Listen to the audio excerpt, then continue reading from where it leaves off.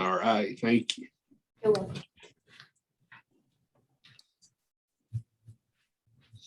All right, Keegan, you should be able to share whatever the document is that you've come up with, PowerPoint or Word.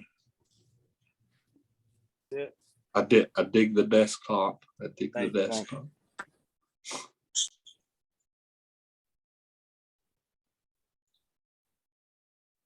You see the PowerPoint? Mm-hmm. All right.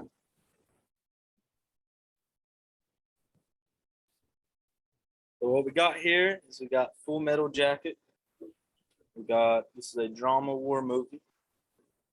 It's released in 1987, and it's got a IMDb rating of 8.3 out of 10, which is pretty high.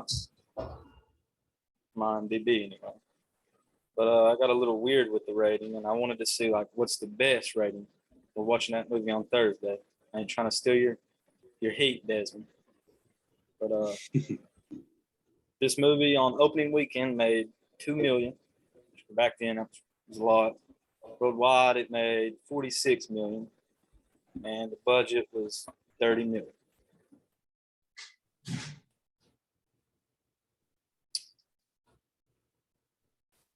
The director of the film is Kubrick here. Some would say a legend. Some popular films: The Space Odyssey, The Shining, which now, like, I watched this movie and I did like research on Kubrick. The Shining is like one of the best movies in my opinion now, because of like the hidden themes he had in there, the hidden like attention to detail he had in there. It's like if you like search it up, it's crazy how much stuff he actually put into that, and your own interpretation of that. Like that's above my pay grade.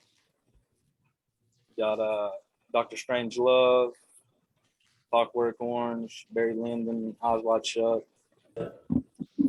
Now, in the Full Metal Jacket, he also wanted this film to have more of like a documentary film kind of like look to it. On some like scenes, we see like Joker, you know, when they're getting recorded and stuff over in Vietnam. He didn't even use any lighting, any special effects, any extra lighting. It was just literally just the camera.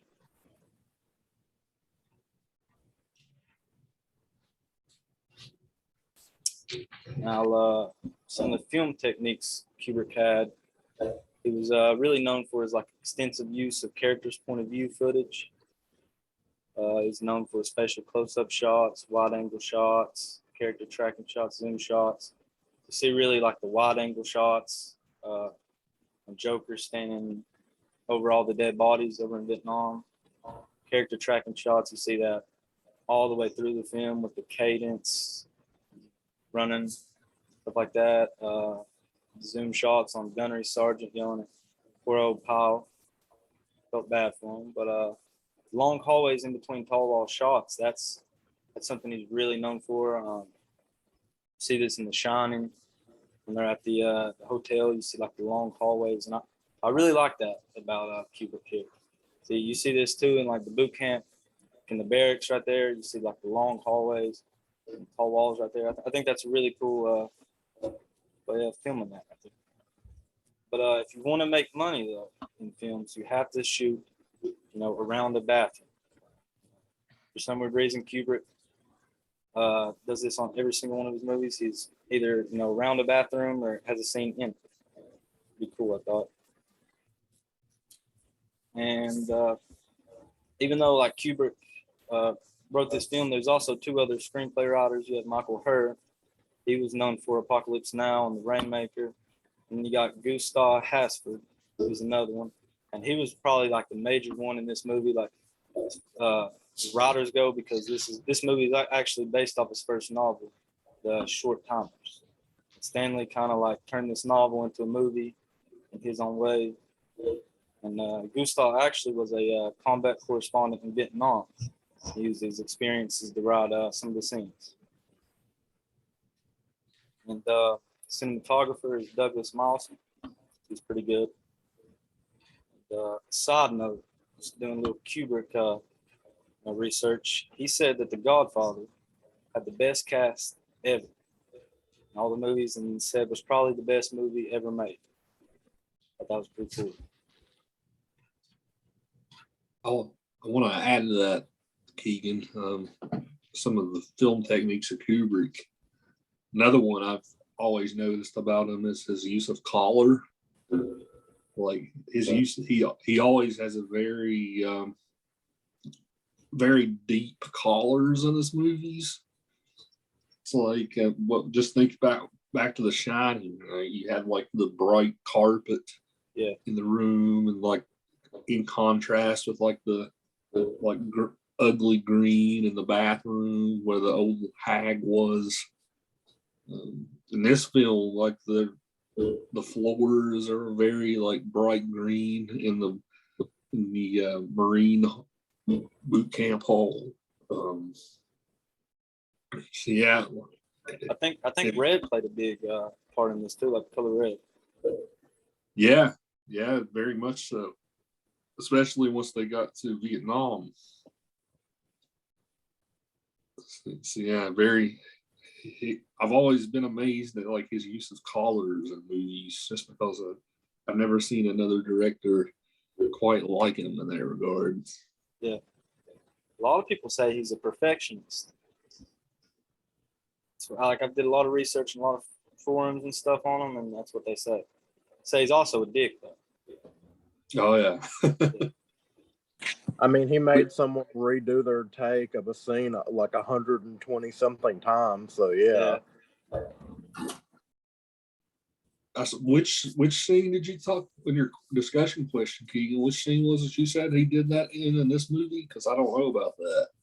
It was Joker and Animal Mother when they was like having their little like argument over in Vietnam, like when they first get introduced, and he made Baldwin right there reread his lines. He like stopped shooting everything, reread his lines take after take for 2 days straight, just because like I guess Baldwin just couldn't get it. And like Baldwin said that he don't know what he wants. Like he kind of whispered it like on scene, and they said that Kubrick looked at him and said, "Some better damn acting." I thought that was pretty cool. But Kubrick also, he wanted people working on this film that no one else would hire. And if they hired them, they would never hire them again. He thought that they would feel their roles better and like make their character as they like go, I guess. I thought that was, really cool about being a director.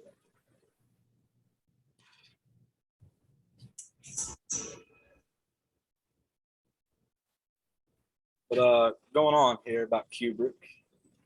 So in this film, we have Joker here. He's got the hat, Born to Kill, and he's got the peace sign on the side right there on his jacket thing there. And I was always like, in the movie, I was like, why does he have that peace sign with the Born to Kill? And he says in the movie that it's a duality of man. And it shows like the good and bad, side of a person. And I think that shows his character right there. And Kubrick did something that it took me a while to find out. And like, you would never notice this unless like you searched it up or anything. But I'm gonna show you this scene real quick. And I thought it was pretty cool what he did. I think this is why Kubrick is probably called a perfectionist. It's a great time to get Domino's, because right now, if you order online and carry out with Domino's Carside Delivery between 4 to 9, you'll get 49% off all menu price pizzas. See what we did here? With the 4 Oh my God, this Kieron just 49% off all menu price pizzas for a limited time only. I'm not trying to run this squad. Right here, though, he's at the end, and he's about to kill the girl, that's yelling, "Shoot me," or whatever. And right here, I believe, my take from it, he's starting to lose himself. So it means the good and bad. Peace sign mean good, the helmet means bad. So as he's like getting closer, he's kind of losing himself, right? So you see the peace symbol right here starts to fade. Oh, wow. Okay, right there, yeah. It starts to fade. And then right when it like cannot see it no more, like he's losing himself basically. And then when you don't see it no more, he shoots it. And And then as the film goes on, like he starts to gain his composure, I guess, and the peace sign like slowly goes back up.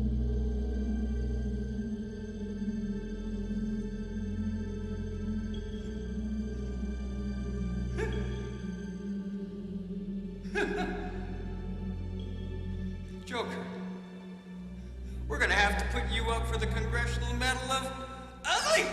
I love that quote. Yeah, it starts to go. Hardcore, man. Fucking hardcore. Oh, hold on.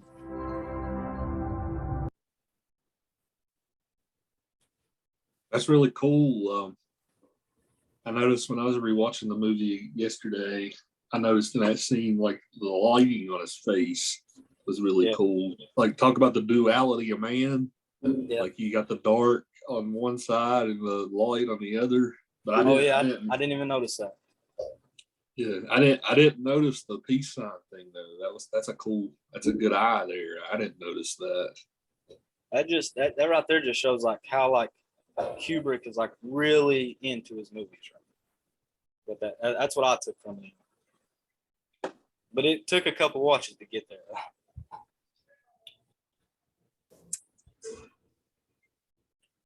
Then talking about the characters, we have protagonist in the movie, Private Joker, Matthew Modine. I think plays the Joker perfect in this movie. And how he was talking about Animal Mother and them arguing. I don't know if y'all like can remember though, but he had a John Wayne, comeback against there, and he actually came up with that on his own. So that was pretty cool. Called him a pilgrim. I'm a fan of that. I want to call somebody a pilgrim, and I thought that was pretty cool. But he's seen playing in the Dark Knight Rises, 47 Meters Down, and Cutthroat Island. And you got Arliss Howard playing, Cowboy, and he actually came up with one of the scenes like where they're over in Vietnam, and he was like, "There ain't no damn horses in Vietnam" or something. He came up with that too. Thought that was pretty cool. And he's also seen playing in the Lost World of Jurassic Park. We got our antagonist on over here to the right here. We got Army playing the Gunnery Sergeant Hartman. He was actually a gunnery sergeant. He was actually a real drill instructor in Vietnam. I thought that was like the perfect. You can't get no better of a role right there. And he was seen playing in the Seven and the Texas Chainsaw Massacre. And then on to the other antagonist, Private Powell. This is Vincent D. Onofrio, I think is how you pronounce his name. He's seen playing in the film Men in Black. If you guys watch the Daredevil show on Netflix, he was the kingpin in that too.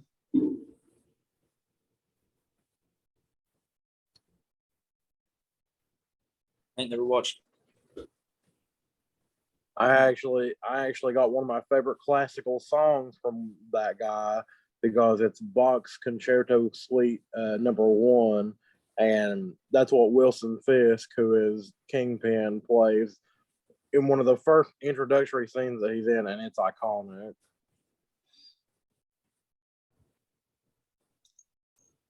Let's take a second to talk about these characters. What you guys? The one thing that's always been said about this movie is it's almost like it's 2 movies in one. That's what I was about to say. Yeah. I like the first part of it the best. Yeah, you're right, Jessica. That's usually one of the points raised about the movie is the first half of the movie is a masterpiece. Right? The second half doesn't feel as strong. I don't know about that. Like, the more times I've watched the movie over the years, the more I appreciate the second half. But the first half is just memorable with the drill sergeant, especially. Yeah, that's what I was gonna say. I think this movie is not so much a problem, but I just feel like it's very much because we get these beginning scenes, and I thought because one of my first times ever watching it, I was like, oh man, this is gonna be a funny movie, like, you know, Major Pain. And then that dude kills himself in the bathroom, and I'm like, well, and then it just goes downhill from there. And the entire atmosphere of the movie shifts and changes like right after that. And it's like, it doesn't even give you time to process either. It doesn't give you time to get dark. It's like almost an immediate black and white cut. And I think that is where you get a little bit of the problems in this movie, because you go into it expecting one thing and get a completely different thing, especially since, you know, for the first hour and a half, whatever, of the you know, beginning of the movie, they set it up as, oh, this is going to be a funny comedy, especially with the scenes like, oh, the me so horny scene, you know, and just everything with, you know, the drill sergeant. And it just doesn't give you time to adjust to it. Yeah, some of those lines that come out of Arlie Ermey's mouth are gold. You can't help but laugh at them. I Just love at the golf it. ball through a garden hose. What was you going to say, Jessica? I was just going to say I liked it. I loved the beginning of it. Hilarious. I hadn't watched it. In a long time. I have watched it, but that's all I remember of the movie is the first half, and I forgot about how funny it is. It's funny.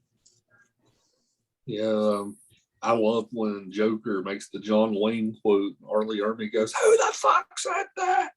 Yes.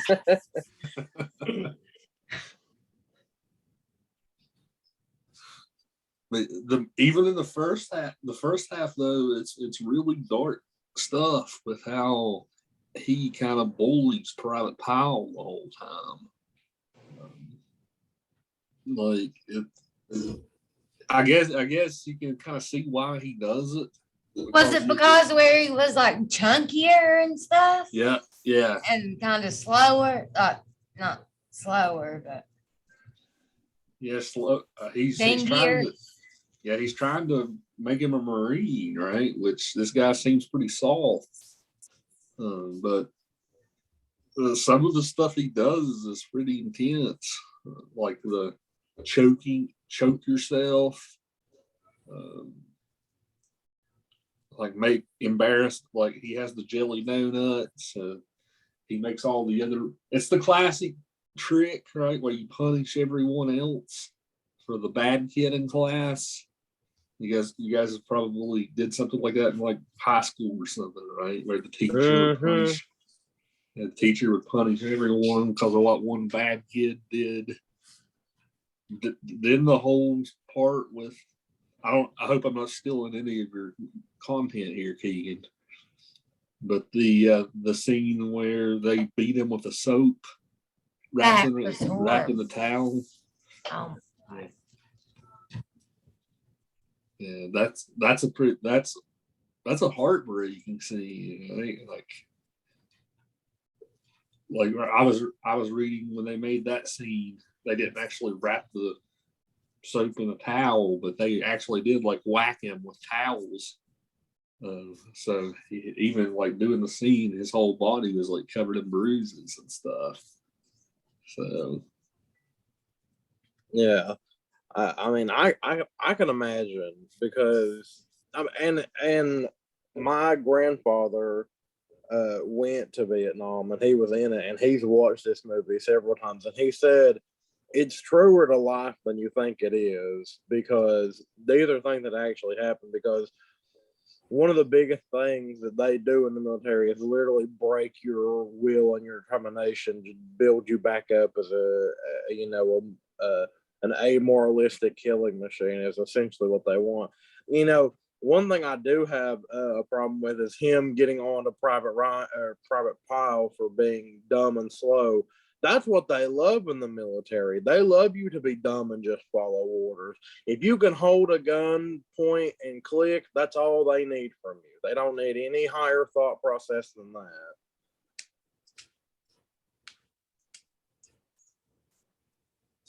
About the towel party though, say you train all day, you know, and you're striving to be perfect, and then a guy sneaks a donut into the barracks, and then you know you ran all day, did push-ups all day, killed yourself, and then you have this guy over there that don't kind of brushing it off, you know, the perfect, you know, stuff you're supposed to be doing, and he has a donut and it makes you do 50 push-ups. You kind of you blame them, you know, hitting them like that, you know, because they're tired of doing extra work because of him. That's how I look at it too. Well, yeah, you gotta. A big tactic in the military is if you've got one person that's doing their worst, you have the group turn on them, and it works almost every time. I mean, that works in the real world too, though. Like if you're being punished by your group of peers, it tends to make you do better or want to do better.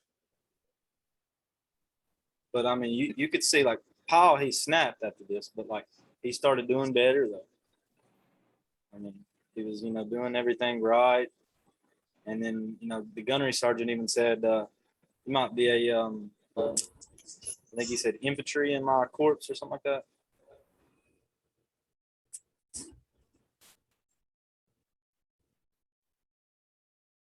Yeah, one of the things mentioned in the second half of the film is the glossy look that killers get in their eyes. They talk. It was the scene that you showed a second ago, Keegan, when all the soldiers are in their barracks. The one Marine talks about how when they're, you know, in the heat of the war, you can tell the people who get in the heat of the war because of the glassy look in their eye. Yeah. Powell has that look in his eye, right? When he's in the bathroom, he has that crazed look in his eye, right? You could tell the guy's clearly snapped, which is kind of crazy considering he finally did it. Right? He finally got to be an infantryman. Then he just kind of snaps. He has that really crazy look in his eye, that scene. So, you guys remember the quote I was talking about where he talks about how Marines always get this glazed look in their eye whenever they're in the heat of the war?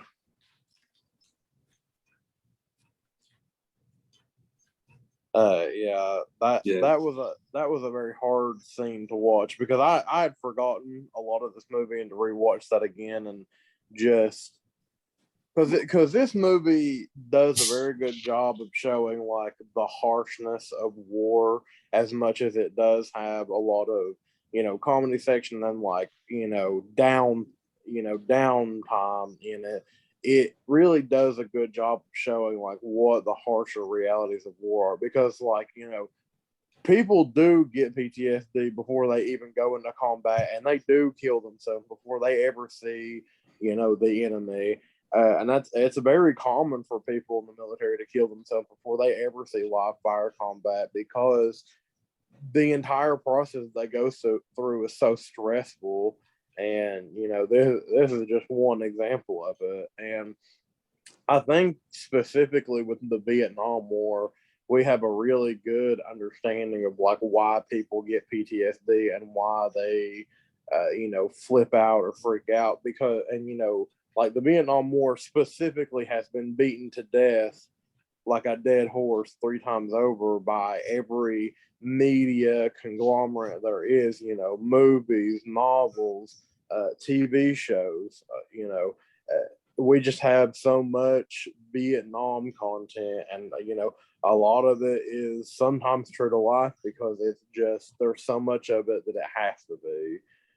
And I think this movie does a really good, it has a really good example of being the truest to life, it feels like. Yeah, when that in the second half of the movie demonstrates that, right? Adam Baldwin's character, this guy's clearly lost his marbles too. Right?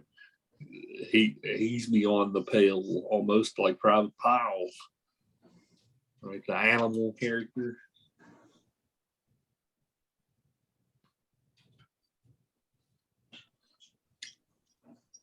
Joker Yeah. changes too. He's a little softy in the beginning, and then at the end, he gets it done. Right. Yeah, that the scene that Keegan showed a second ago, you can also kind of see that glassy look Yeah. show up in his eye there too. So yeah, you could tell it was hard. Like this, that was an extremely hard scene to watch. Like when the sniper, you figure out it's a young girl, like she's just kind of gasping for air, right? She's like, shoot me. Like, yeah, I've always thought that scene was really hard to watch. That scene was really well done, I thought. Hey, that just shows war. It's crazy. Crazy place. Yeah. And that scene just has a lot of intimates in it too, because it's completely different to stare someone in the eyes and kill them than it is to, aim your gun in the direction and, hope you hit something. Like there's just a difference of, just the aura and the atmosphere, and the way that he killed her and just, killing the Viet Cong.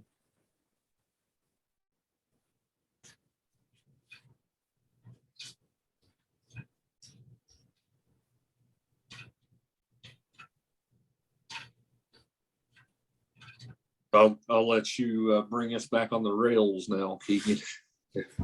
All right. I'm gonna go into like the second half now of the movie. Got Adam Baldwin playing Animal Mother, the crazy son of a gun. He stars in The Patriot and Independence Day. And you got I think it's Kevin Major Howard. He plays the Rafter Man. And Dorian Harewood here plays 8-Ball. He played in Space Jam too. But there's a funny story about Harewood here. He tried to renegotiate his fee on the film to Kubrick, and Kubrick had him killed in the film when he did that. So that shows that Kubrick don't put up with no BS, I guess. Kieron Jenkins here, he plays Crazy Earl. Yeah, I think he plays that real perfect. Crazy dude. And he plays in Jack Ryan.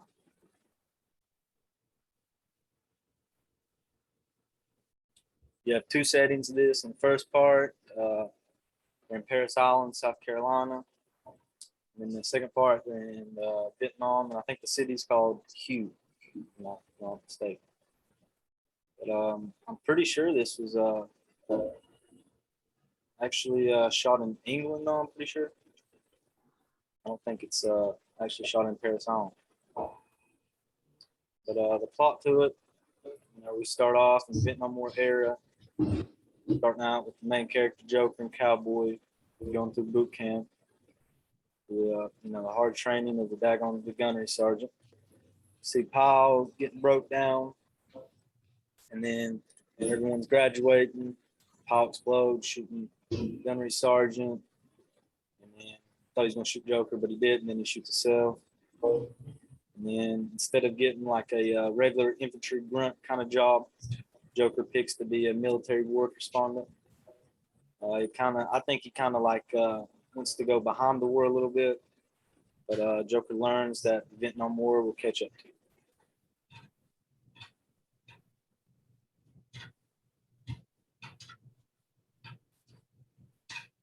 And these are the two major themes that I thought was describing this movie better, the best as it could. War can either make a man or break a man, and then regular civilians are turned into killers to the U.S. Marine Corps. And you got the Private Powell stare down right there. Pretty scary. Yeah, there's that glassy look. Yeah, that's a scary look right there. I think I would have walked out of the bathroom as soon as I'd have seen that. When engaged in a conversation. Hey, Georgie. Right. It's giving very much it. You gotta love the drill sergeant right there, right? The guy's got a locked and loaded gun, and he still insults them, right? Yeah. Did your mother-in-law love you as a child?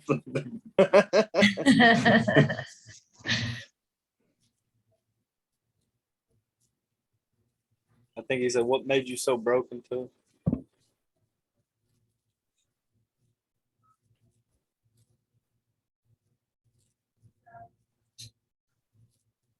Going on to the key scenes in here. We have Private Pyle's breakdown. I think this portrays to the war can either break a man or make a man. And Private Pyle here definitely was broken in this film. And I thought the "What do we do for living ladies? Kill, kill, kill." Praised turn them into killers because they're like Semper Fi, and then the gunnery sergeant's like what makes the grass grow, and they're like blood, blood, blood. What do we do for a living, ladies? Kill, kill, kill. Can't hear you enough. Kill, kill, kill. And then you see, them being a killers by seeing that crazy helicopter machine gunner.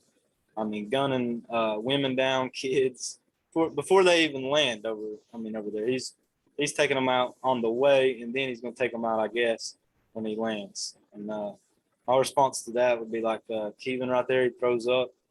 Probably what I'd be like if I was in that helicopter. This guy's pretty crazy. And another scene was the one I showed y'all earlier about Joker putting down the girl, saying, "Shoot me." It's a powerful scene right there. Goes back to Joker being a little, say, broken at that point. The war really starts to get him at that point. Feel free to show us some of those scenes if you want, Keegan, whichever ones you think are worth talking about. I feel like since we talked about Private Pyle, we should just show him. Yeah, let's watch that scene. That's a good one. Cleopatra was the most powerful woman in Egypt. But watching Prime Video, she realized rulers could give back. So she ordered some gifts with Prime. Prime changed everything. 7.62 millimeter. Full metal jacket.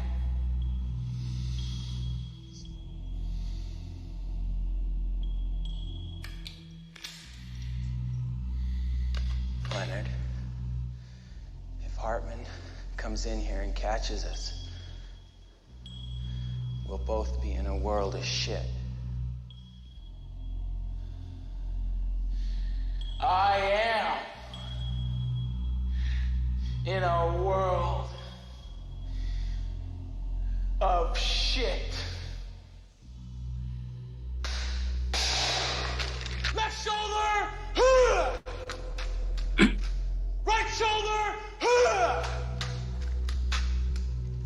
Lock and load!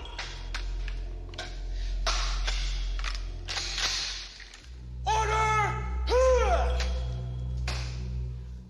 This is my rifle! There are many like it, but this one is mine! My rifle is my best friend! It is my life! Get back in your bunks! What is this Mickey Mouse shit? What in the name of Jesus H. Christ are you animals doing in my head? Why is Private Pyle out of his bunk after lights out? Why is Private Pyle holding that weapon? Why aren't you stomping Private Pyle's guts out? Sir, it is the private's duty to inform the senior drill instructor that Private Pyle has a full magazine and is locked and loaded, sir!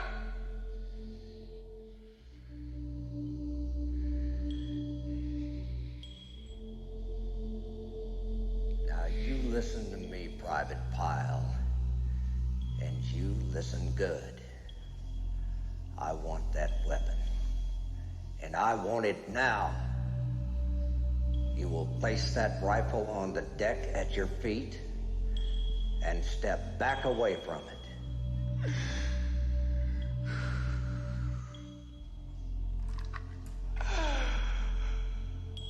What is your major malfunction, numbnuts? Didn't Mommy and Daddy show you enough attention when you were a child?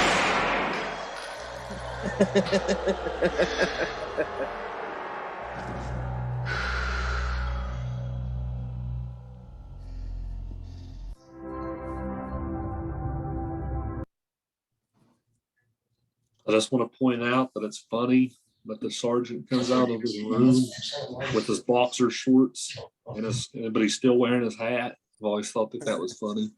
Oh, he sleeps with that hat on. The lighting in that scene is really cool. If you guys notice, like the whole room's covered in darkness except the one beam of lights on Joker. I've always thought that was cool. Yeah, and that scene just has a lot of hostage situation to it. I mean, just the scene of itself is a hostage situation, but the way that the sergeant is calmly, relatively, asking for the gun while also very slowly approaching, that's very, police hostage situation 101. And, if he had actually gotten to Pyle, he probably would have disarmed him very easily. But, then he starts insulting him and makes the situation way worse. And, gets shot for it, obviously. But I just think if calmer heads had prevailed in this situation, there wouldn't have been, a death.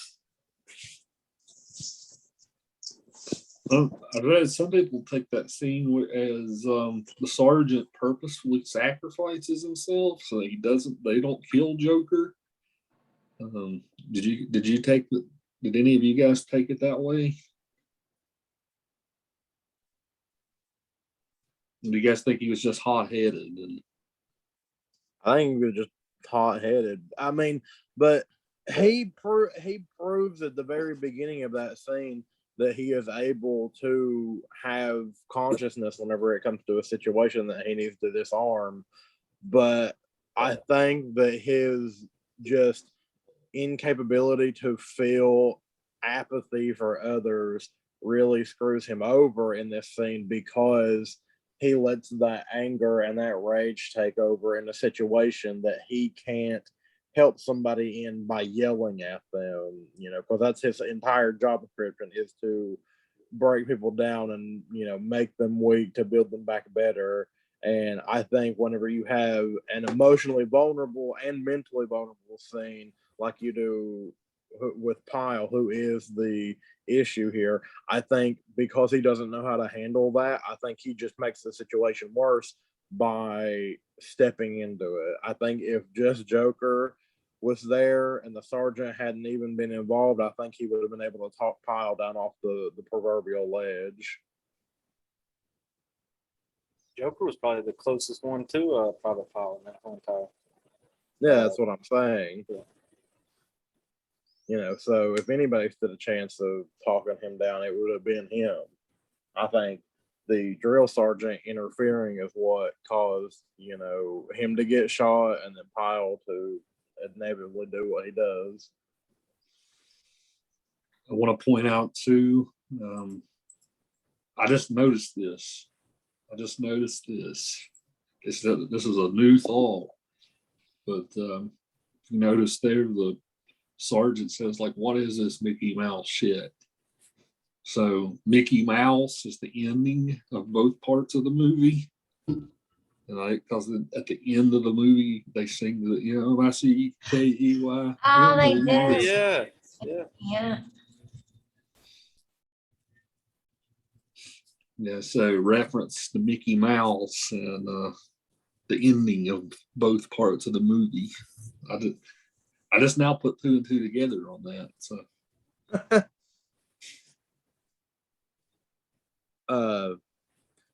does anyone mind if I talk about the helicopter gunner for a second?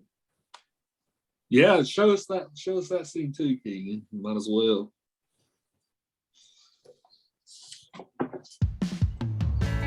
Goodbye. Random calls. God, I hate these Google ads. You want to know an ad I really hate on TV right now? What's that? Have you guys seen the Taco Bell one where like the girl's on a date and like she just randomly hears a bell, so she leaves her date to go to Taco Bell? Yeah. I hate that commercial so bad. I think it's so stupid. But anyway.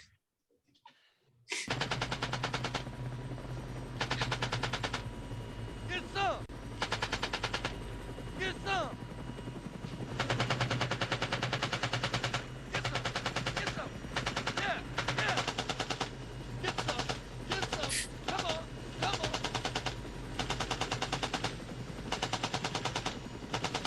Get some!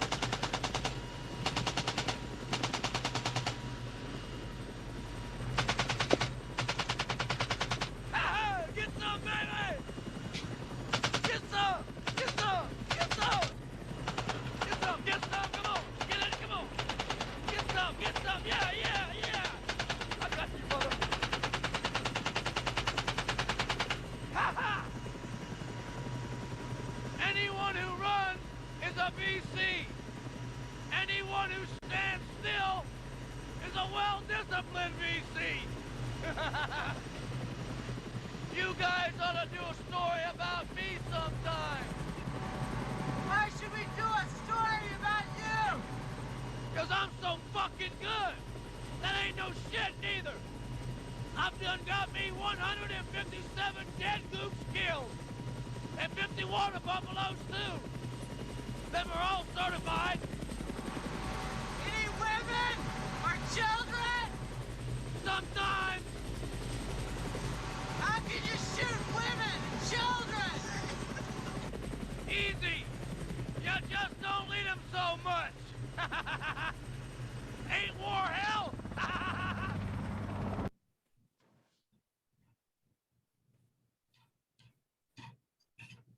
What was you going to say there, Will?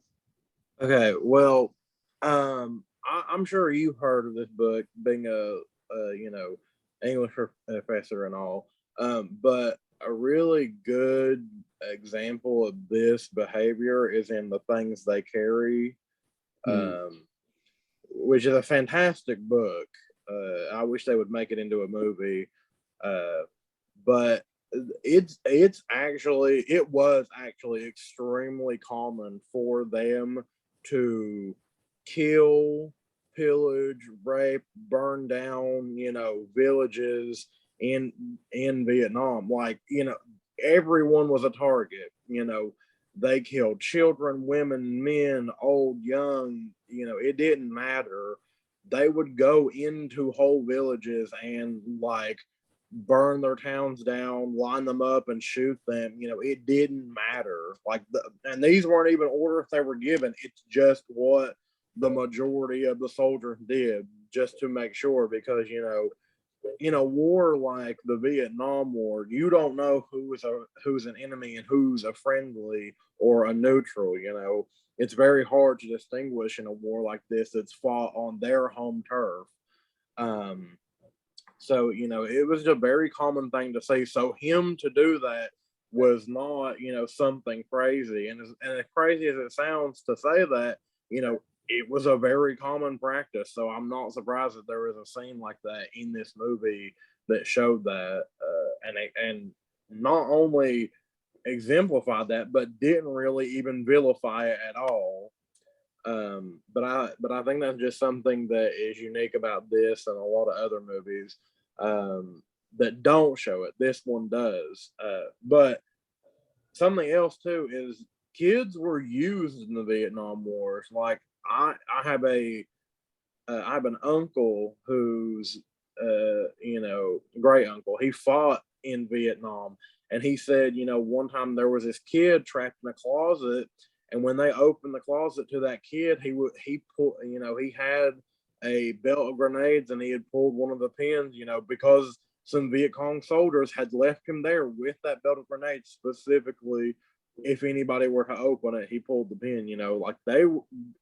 The Vietnam War was brutal for everybody involved. So just key scenes like that in this movie hit a lot harder whenever you have personal experience with it, and stuff like this is true and happens, and there's so many reports of it. It is just something devastating to happen, and I think it's a super powerful scene to show it, and especially as uncut and uncensored as they did in this movie. Yeah, to add to, just to give you guys a little bit of history here, to add to your comment there, Will, like the United States had never fought a war like this before Vietnam. I mean, every war before this had rules. It's like even in World War II, when we fought the Nazis, right? Even that type of warfare had rules, right? More so than this. The Vietnamese invented they didn't invent it, but they perfected it. The warfare of insurgency. Right? It doesn't matter how much you burn them. It doesn't matter how much you burn their village down. It's almost like they'll always come back, right? Because they have an insurgency. Like they have various cell groups, right? They're not unified in any way, but they have various cell groups, and it's almost like you can never. We have the same problem in Iraq and Afghanistan. I was going to mention that. Yeah, it doesn't matter how much firepower we got; they're always going to come back. You're never going to weed them out. So, but yeah, this movie also takes place during the Tet Offensive. You guys might know I don't know how much you guys have studied Vietnam in history class. If you've taken history class with a certain professor here, probably not much. Yeah, you know who I'm alluding to, Will. Yeah. But like even during the Tet Offensive, like the United States had already thought they'd won this war. But then suddenly during the Tet holiday, which, as they say in the movie, it's almost like a New Year holiday for the Vietnamese. They thought that the rules of warfare, they thought they would just chill out that day. But no, they launched this horrible offensive. They killed thousands of Americans on that day. And what happened? You had war reporters like Walter Cronkite showing it, and it went on American televisions. So that it was this day of the war that really helped turn public opinion against the war in Vietnam. Like it was always kind of sketchy, but it was this day especially that really turned. This day lost the war for Americans, right? Because at that point, public opinion on the war turned. So, of course, you had Nixon, who won after that. Right, he continued the war on for a few more years. But it was historians point to this day as being like the day that lost the war for Americans. Yeah. I think it was a week after that day that the Black Armband protest happened in that school, and it became a Supreme Court case like a few months later.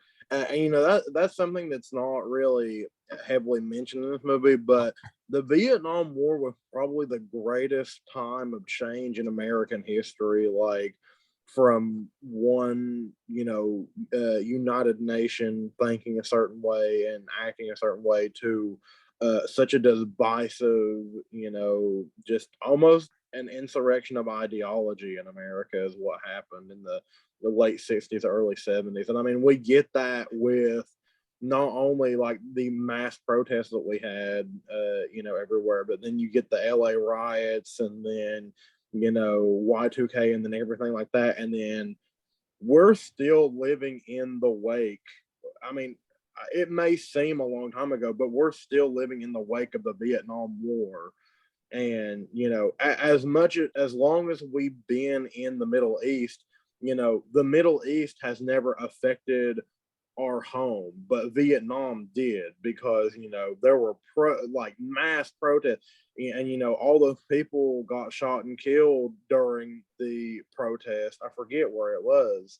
but a bunch of soldiers wounded and killed a bunch of civilians while they were just peacefully protesting. But you know, the Vietnam War was the greatest era of change that I think we've seen in America in the last 100 years. And I think that's something that we don't talk about a lot whenever it comes to like just war movies in general. And like, you know, we still have that problem in the Middle East. Thank goodness that we're finally out of there after being there for almost 30 years, you know, because we have continued to make a problem worse. Like, we were never going to win there, and we were never going to win Vietnam. And we knew that long before we ever, you know, got to the end of it. But we just don't like to give up. We like to make things worse for ourselves. And, you know, and the Vietnam War was fought for the dumbest reasons imaginable, you know. And on top of all that, we armed the Mujahideen that turned into Al Qaeda. We tried to contain communism in Vietnam and failed. We tried to contain it in Taiwan and failed. You know, it's just, we fought the wars for the worst reasons possible because people didn't think the way that we thought. And, you know, that's the reason they go to war.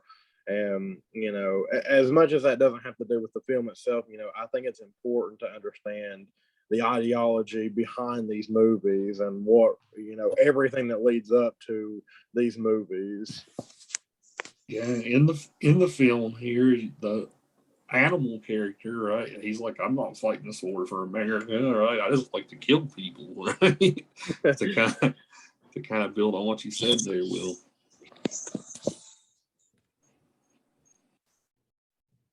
But yeah, I mean, they say that in order to win an insurgency, it takes an entire generation.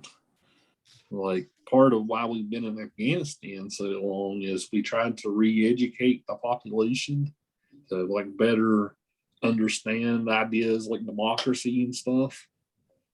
But it takes an entire generation to win a war like that, because you have to kind of change the ideologies of the people there. Yeah, which, you know, right now, thank goodness for the Saudi prince that he's changing things for the better. You know, he's letting women have more rights and they can drive now. And, you know, he's giving women the right to vote, and, you know, he's progressing and changing the laws for his people. And I think it's great to see that influence happening, you know, especially after we just got out of there finally, which, you know, I'm going to say it till I'm blue in the face. I'm so glad that we're not there anymore. You know, it's just like a bereavement. Yeah, it's a little sad for like all the people who sacrificed themselves over there. Nothing. Then we just left. Like, I'm a little torn on it. Like, I think it's a good thing and a bad thing. I just look at it as it's bad that it even happened in the first place, but I'm glad that nobody else has to, you know, risk themselves and go over there anymore, because, you know, they're finally back home. As long as it took, you know, it's finally over. And that's another, you know, that's another part of war too, is like, how do you handle going back home? And I don't think that's something that was very much addressed in this movie.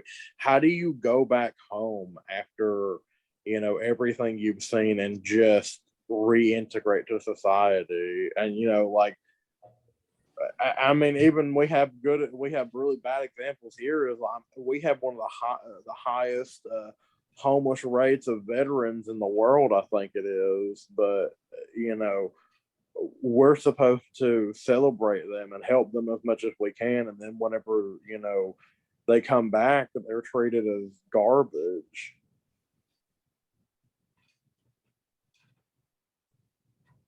Yeah, I don't think you're wrong there, Will. You know, and it's just like, you know, the horrors of war are innumerable and incalculable, because the human psyche just, we can only handle so much as people. I think that leads us to that one question, the first question that he can ask: would this break you? let's hear from a couple of people who we haven't heard much from. Where's all the Logan people today? I haven't heard a thing from any of you. We're here. We're just chilling, taking it all in. Yeah, let's get you guys in on this. What do you think? What do you all think about question one? Would this have broken you? Yeah, definitely.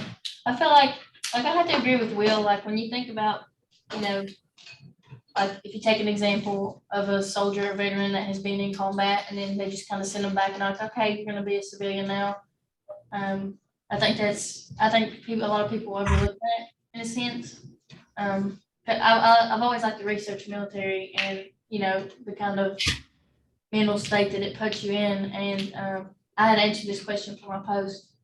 And I feel like, for you to be in the military, you kind of have to break that barrier, especially if you're going to be, in the Marine Corps, because they're more known for, first one's in, last one's out kind of thing. Always last to know, but first one to be, in the fight for infantry. So I feel like, as a regular human, I feel like everybody has that instinct to kill in a sense, whether it be, like hunting, or if you're a psychopath and choose that you want to kill people. I feel like there is a barrier that has to be broken mentally for you to even consider being in the military, especially, during this time period and, in the Marine Corps specifically. Yeah, that's a good point. Which is interesting because this is a time period where they would literally take any warm body they could get. So some people might be better suited for military service than others. There was a big cover up, so I don't know if anybody's heard about it, but they were constricting prisoners and from U.S. jails and were shortening their sentence based on whether or not they would go and fight in Vietnam. Like it happened a lot, and it got covered up for a long time. I don't know if anybody's heard about it, but yeah, they conscripted, like, I think it was 30,000 prisoners from prison systems all over the country to go fight in Vietnam. It was crazy. Talking about what you were saying, Mr. Yeager, about how they'd take anybody. I was watching D-Day. It was like on the beach where was that where they was trying to take the beach, and it was like the people just gunning them down and stuff. There was a lot of 18 and 19-year-olds like going out on that beach fighting. And that'd be me, like right now, going out there and fighting. I don't think I could survive that and then come out of there and be normal. I'd have like nightmares every single day, just be a different person. Yeah, it was one of the great honors of my life that I actually got to interview someone who was on D-Day. Yeah, he told me lots of stuff. Yeah. Them people deserve respect right there. The highest respect.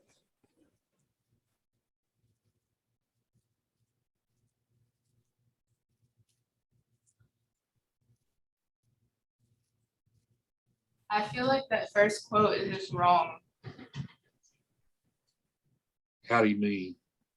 I feel like there is no man that would, I guess, like, there's no man who has been through a war, and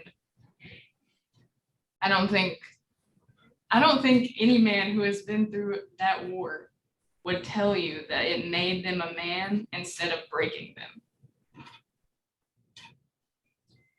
I feel like it breaks them more than anything. I don't think it makes anyone, like, I don't think anyone deserves to go through that. And I feel like there's no way that there is any man who went through that war and was not broken in some way. Right. Yeah, like even if you go back to not even Vietnam, the World War II generation, like World War II generation, lots of those men they had that sort of feeling like they just wouldn't ever talk about it, like it was a taboo subject. Same for Vietnam, really. Like most of the veterans who served over there, like they just won't talk about it. So my grandpa didn't start talking about it until about 6 months before he passed away. So tell us about that. That was he more open about it then? Yeah, it was like it was all coming out at once though. There was all kinds of information that I'd never heard before, and it was shocking. But he did mention the kids, like Will was talking about. He talked about that a lot, and it stuck with him. He had nightmares about it and stuff, about him having to do some of the things he did. He was a sharpshooter on the front line, so he's seen a lot.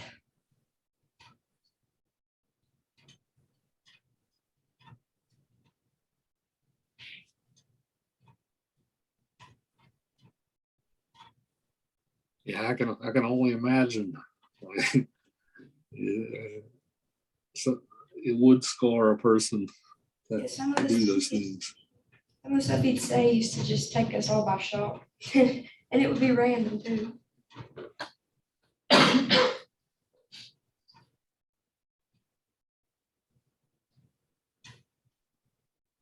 Well, think about question 2.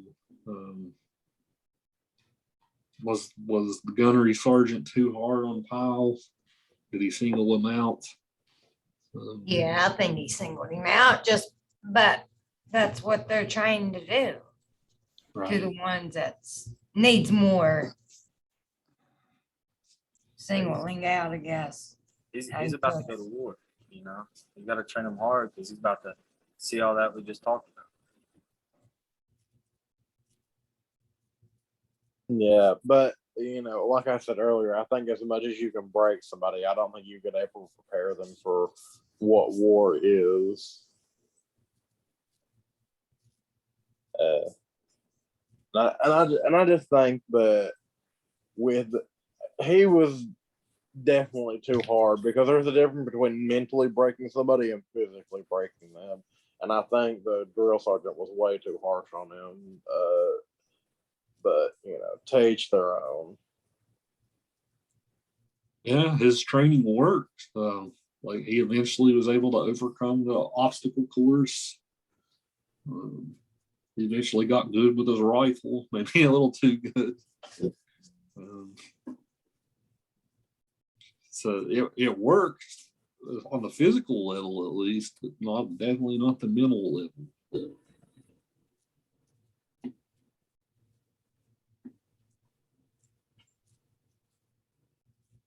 Like you could make, if the movie took a slightly less disturbing turn, you could make this an inspirational movie in a way, right? just because he started out so pathetic, and then at the end he was a Marine.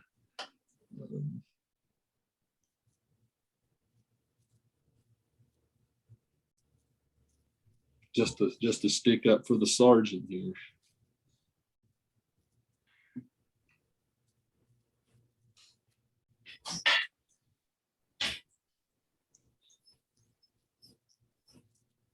Desmond, you said earlier, is Desmond, you over there today? Yeah, I'm here. Yeah, you mentioned earlier, like you found the scene we watched earlier really disturbing, in the bathroom scene. You want to talk about that? Maybe to answer question 2. I answered question 5, but I mean, that scene is really disturbing. It's just, I don't know, that actor, Vincent D'Onofrio, he sells it completely.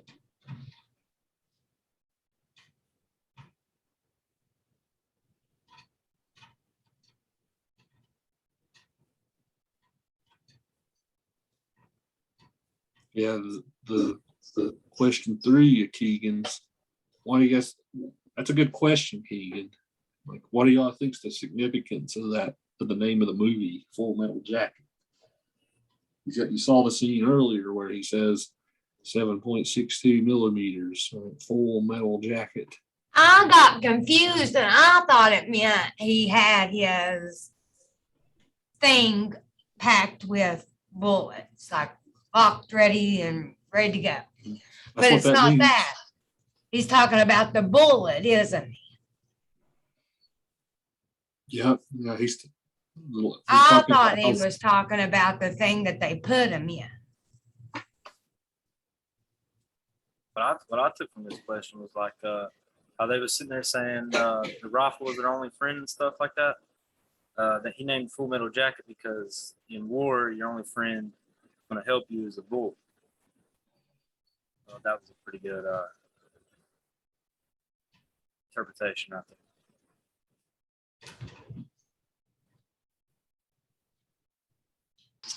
I don't know if this will mean anything, but the term of a full metal jacket refers to the brass casing around soft lead inside of a bullet. And the point of it is the full metal jacket helps the actual bullet reach its target at a better trajectory and breaches soft tissue. And so that full metal jacket is encasing a soft payload. So I feel like the full metal jacket is the experience they go through in war to harden and get to their objective, and take that softened core and use it to become deadly.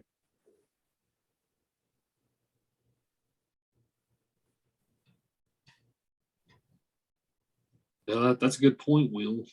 I've never thought of that, but that's a good point. Maybe that's why the name of the movie is what it is.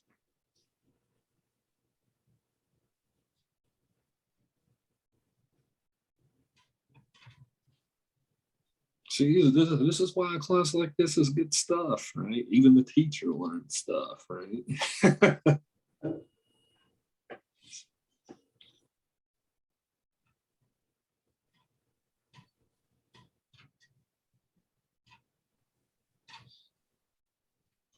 No, Desmond had a pretty good answer for number 5. Calling you out, Des. Calling me out. Yeah.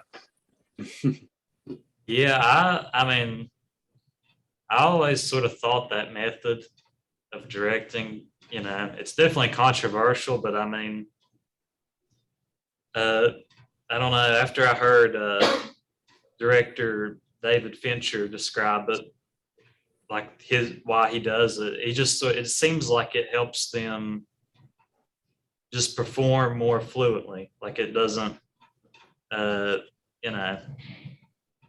line delivery and everything just feels more, natural.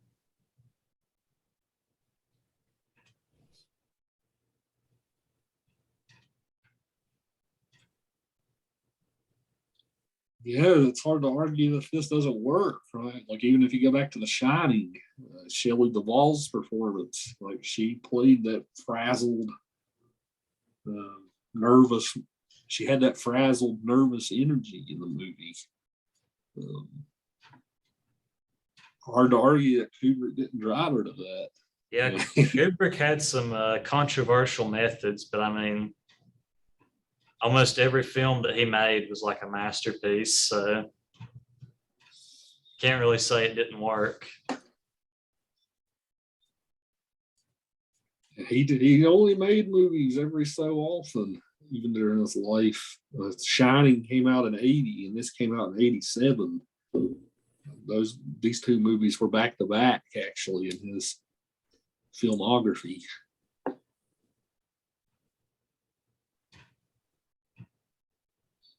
His last movie was Eyes Wide Shut with Tom Cruise. That movie was probably his worst movie, in my opinion.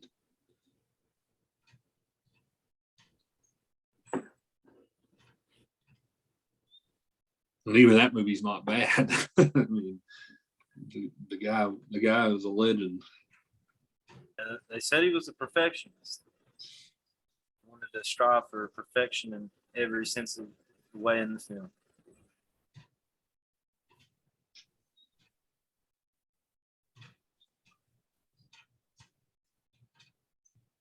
Yeah, very, very good job, Keegan. I think you nailed it. I got one more video to show. All right, it's my Right. last slide. I know we just like got real serious in the conversation, but if there was a reason to join the Vietnam War, this would have to be my reason personally. So Joker here. This is a pretty good reason. I wanted to see exotic Vietnam, the jewel of Southeast Asia. I wanted to meet interesting and stimulating people of an ancient culture and kill them. I wanted to be the first kid on my block to get a confirmed kill. First kid. Although that comedy was pretty good. Yeah, we can't ever forget the "I'm so horny." Wow. Oh yeah, I got it as my background right now. I've been wondering where that came from ever since I was a kid. I guess I grew up with like childish people, and I finally figured out where it came from.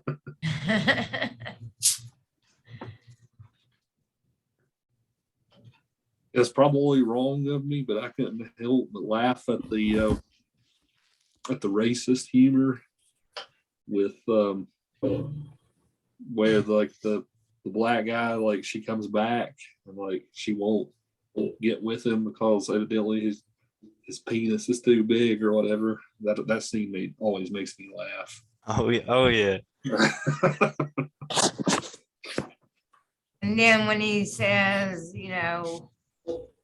N-word with a trigger, I heard that. I was walking to the bathroom and heard him say that, and I busted out cracking laughing.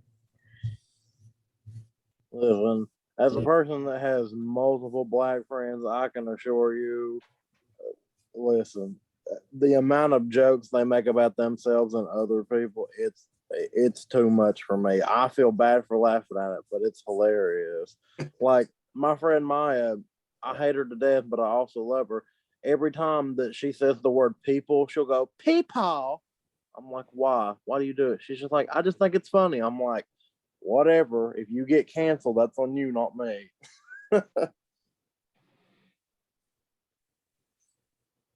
right, so before we get cut off, Thursday is Shawshank. I think that's you, Desmond. So we'll see you guys then. The #1 movie of all time, according to